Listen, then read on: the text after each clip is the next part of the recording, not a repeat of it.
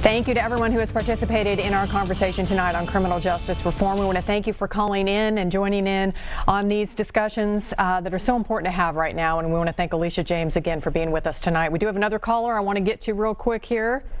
Richard, you are live on Open Line. Go ahead. Oh, yes, my name's Richard. Yeah, go ahead. Well, I would like just to know one thing. That's all I want to know. I'm an older gentleman.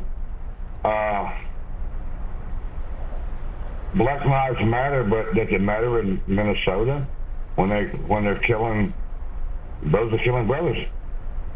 And I don't hear nothing about that for the last 20 years. What's going on, really? What's really going on? Okay, thank you for calling in. We appreciate it. Any response, Alisha? So, yeah, you know, that's one thing that I think continues to be a topic of conversation is inner city violence or minority community violence. Here's the thing. When you're dealing with police and community relations, specifically the minority community, police officers they take an oath. They swear to protect the citizens that they serve. That looks different than the crime that happens between two people in a city. I think we hold our police officers to a higher standard, as we should. And so when we drive accountability, a part of that accountability is to say that police will protect and serve the community. And so we don't envision a police officer or a minority person dying at the hands of policing. Do we need to address the violent crime in inner city? Absolutely, without a doubt.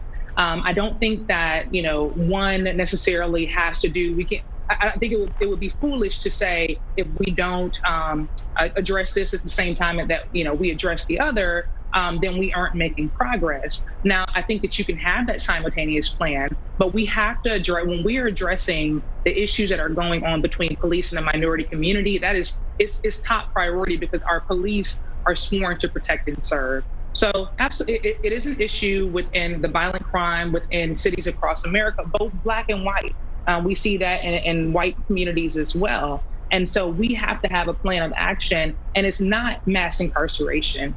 We know that mass incarceration has no impact on violent crimes in this country. And so we have to think deeper. We have to dig deeper. We can't have a one-dimensional approach for a multi-dimensional issue. Criminal justice reform, policing reform, however you want to package that, these issues are multi-tiered, and we have to think through it in order to develop a plan that addresses those different pain points throughout the entire system, including inner city violence. And as we wrap here, I just want to get kind of your final thoughts, how you're feeling at this point. Are you hopeful changes on the way as we continue to have these discussions? I'm incredibly hopeful. Again, I think that the police department, if we can get our police leaders to understand and hear the community members and the citizens and create plans and we hold our leaders accountable, I think we will be much better off as a community because of it. I think the criminal justice reform, again, is not convenient, but if we double down our efforts, if we look at technology, if we look at reentry planning, if we look at a robust system in order to help the officers who are trying to supervise individuals, we will get a return on our investment, and we probably will cut recidivism by several percentage points. Every percentage point for a recidivist is an individual. It is a person. We don't have time to waste. We can't look backwards on the things that we've done and say we've done enough, because we are dealing with individual lives.